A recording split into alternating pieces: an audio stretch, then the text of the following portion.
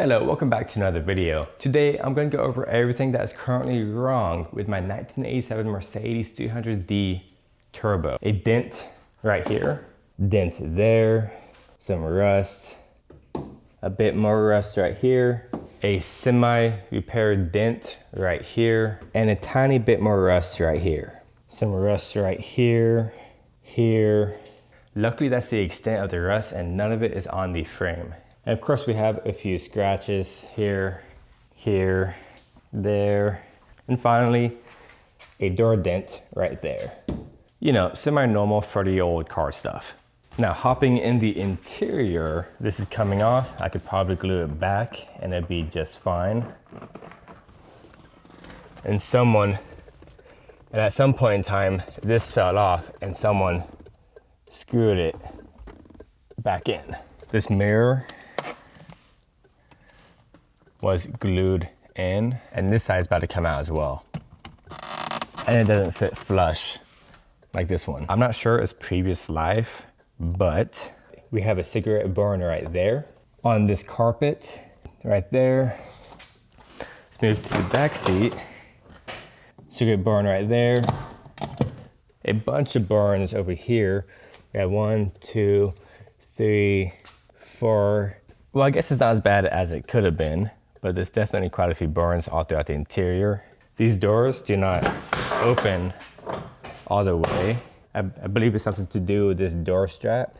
You kind of have to squeeze in. And it's really not that big of a deal. The antenna does not protract. Now let's start with the mechanical issues. It does have ABS issues. The light doesn't come on until you actually press on the brakes. And the first few times you press on the brakes, the brake pedal kind of skids a little bit and like press it down and it stops and down again. It's a little weird, but it does that a couple times. Then the light comes on, then it doesn't do that at all. And the skidding of the brake pedal actually doesn't hinder the stopping of the car. The oil light also turns on whenever I take a sharper left turn at like 10 to 15 miles an hour. I've been told by the forum gods that that could just be a sensor issue and not necessarily a oil starvation issue. All I know is that the engine has oil pressure whenever that oil light comes on, so I'm not too sure. Now let's get to the headlights. These do not turn on. And I'm honestly not even sure how to turn them on. What does this do? I have no idea. I guess this light doesn't come on this switch. Coming on the passenger side, this works, this works, this does not work. It does not go up or down. So it's nearly impossible to remove this seat because one of the bolts are back there. And that's pretty much the interior. The sunroof works, the windows work after I fix the switches, yada, yada, yada. Let's go into the engine bay.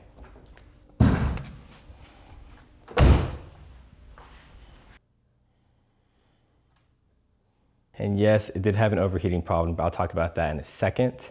I just want to make sure I have all the relays here. I do have all the relays.